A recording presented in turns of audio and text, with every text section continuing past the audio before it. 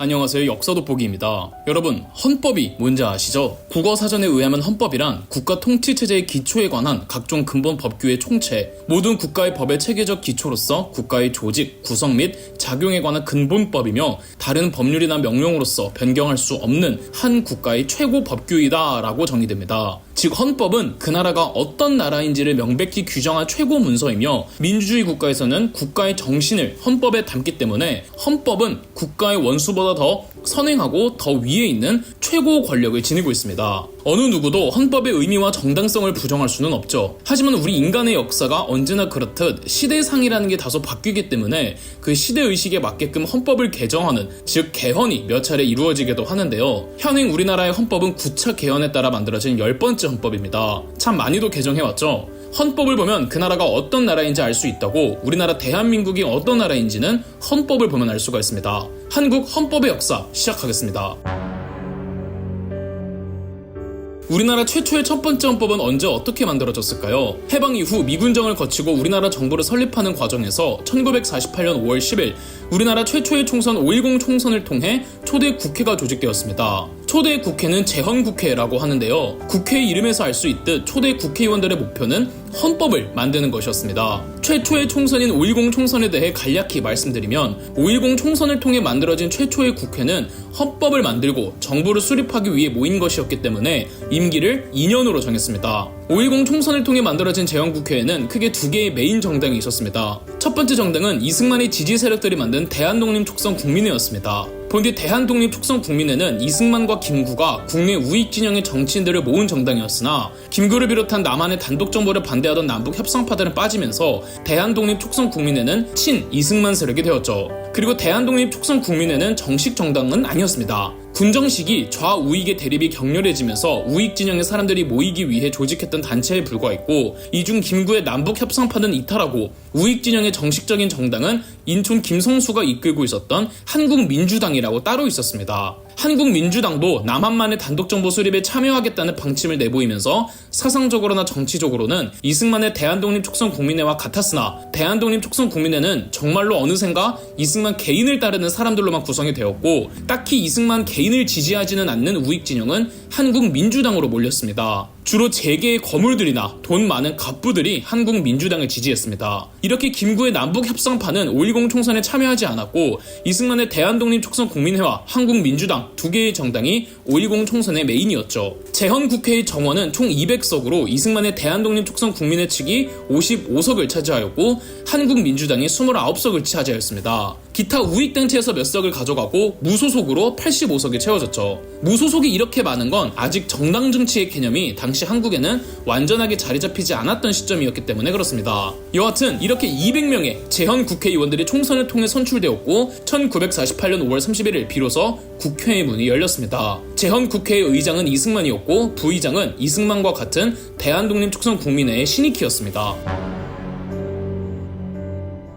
곧바로 제헌국회는 대한민국 헌법 만들기에 착수했습니다. 제헌국회가 구성되고 바로 다음날 6월 1일 헌법기초위원회가 꾸려졌고, 헌법기초위원회의 한 사람이었던 법학자 유진호가 헌법의 초안을 만들고 나머지 위원들이 계속 검토 과정을 거쳤습니다. 유진호가 초안을 만들고 헌법기초위원회에서 추진 중이었던 헌법은 원래 의원내각제였습니다. 의원내각제란 대통령을 상징적 존재로만 선출하고 실질적인 국가 업무는 여당의 대표가 총리가 되어 총리가 실권을 휘두르는 형태의 정치체제였죠. 그런데 김구가 없는 마당에 대통령은 누가 봐도 이승만이 되는 거였는데, 이승만은 실권 없는 상징적 존재의 대통령이 되기가 싫었던 겁니다. 누구보다 강력한 권력을 행사할 수 있는 대통령 중심제를 원했죠. 이 때문에 이승만은 다른 국회의원들과 다투었지만 야당 대표였던 한국민주당의 김성수가 대통령 중심제에 동의하면서 우리나라 헌법은 급하게 의원내각제에서 대통령 중심제로 노선을 바꿉니다. 그렇게 1948년 7월 17일 우리나라 최초의 헌법, 제헌헌법이 발표되었습니다. 바로 제헌절이죠. 당시 국회의장이었던 이승만의 헌법 공포사를 먼저 읽어드리겠습니다. 3천만 국민을 대표한 대한민국 국회에서 헌법을 제정하여 삼독토의로 정식 통과해 오늘 이 자리에서 나 이승만은 국회의장 자격으로 이 간단한 예식을 서명하고 이 헌법이 우리 민국의 완전한 국법임을 세계에 공포합니다. 지금부터는 우리 전 민족이 고대 전제나 압제 정체를 다 타파하고 평등 자유의 공화적 복리를 누릴 것을 이 헌법이 담보하는 것이니 일반 국민은 이 법률로서 자기 개인의 신분상 자유와 생명, 재산의 보호와 또는 국권, 국토를 수호하는 것이 이 헌법을 존중해야 하며 복종하는 데서 생길 것을 각오함이 필요한 것입니다. 이때 우리가 한 번 더 이북 동포에게 눈물로써 고하고자 하는 바는 아무리 아프고 쓰라린 중이라도 좀 더 인내해서 하루바삐 기회를 얻어 남북이 동일한 공적으로 이 헌법의 보호를 동일히 받으며 이 헌법에 대한 직책을 우리가 다 같이 분담해서 자유활동의 부강중진을 함께 누리도록 되기를 간절히 바라며 축도합니다. 그렇게 만들어진 우리나라 최초의 헌법엔 무슨 내용이 있었을까요? 최초인 만큼 대한민국 정부를 수립한 건국 집단들이 우리나라 정부를 어떤 나라로 인식하고 있었는지를 알 수 있을 텐데요. 재헌헌법의 전문가 1장을 읽어드리겠습니다.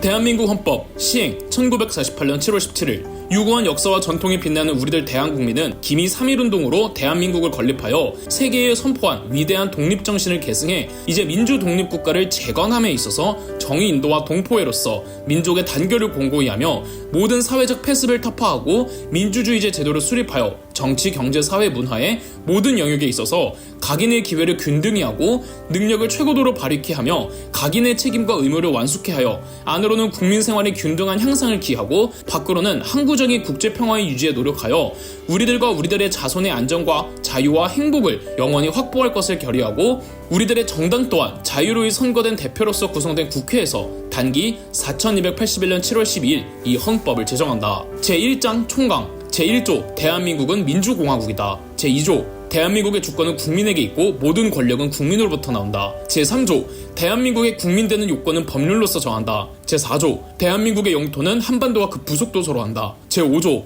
대한민국은 정치, 경제, 사회, 문화의 모든 영역에 있어서 각인의 자유, 평등과 창의를 존중하고 보장하며 공공복리의 향상을 위하여 이를 보호하고 조정하는 의무를 진다. 제6조 대한민국은 모든 침략적인 전쟁을 부인한다. 국군은 국토 방위의 신성한 의무를 수행함을 사명으로 한다. 제7조 비준 공포된 국제조약과 일반적으로 승인된 국제법규는 국내법과 동일한 효력을 가진다. 외국인의 법적 지위는 국제법과 국제조약의 범위 내에서 보장된다.